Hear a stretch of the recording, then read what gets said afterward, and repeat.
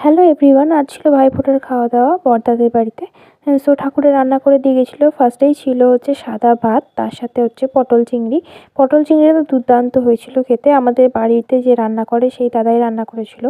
তো তারপর দিয়েছিল আলু পোস্ত অ্যান্ড সৌস টপার চিকেন কষা। তো সবার বাড়িতেই এটা আশা করছি ভাইফোঁটার খাবার। তো আমি বেশ পটল চিংড়ি দিয়ে ভাতটা মেখে খাচ্ছিলাম। দেন ট্রাই করেছিলাম আলু পোস্ত দিয়ে ভাত।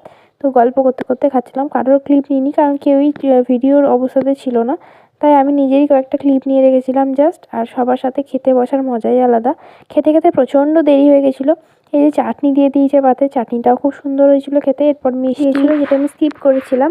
দেন খেতে অনেক দেরি হওয়ায় পেটে বদহজম হয়ে যাওয়ায় আমি বেরিয়ে গেছিলাম একটু ঘুরতে, বাইপাস দিয়ে একাই টোটো করে। এই যে হাতে পান নিয়ে, দেখতেই পাচ্ছ আমার হাতে পানটা। এখন একটু ঘুরে টুরে তারপর আমি বাড়ি চলে গেছিলাম। তো দেখা হচ্ছে নেক্সট ব্লগে তোমাদের সাথে। যদি ভালো লাগে ভিডিওটা তাহলে অবশ্যই একটা লাইক করে দিও। বাই বাই বন্ধু।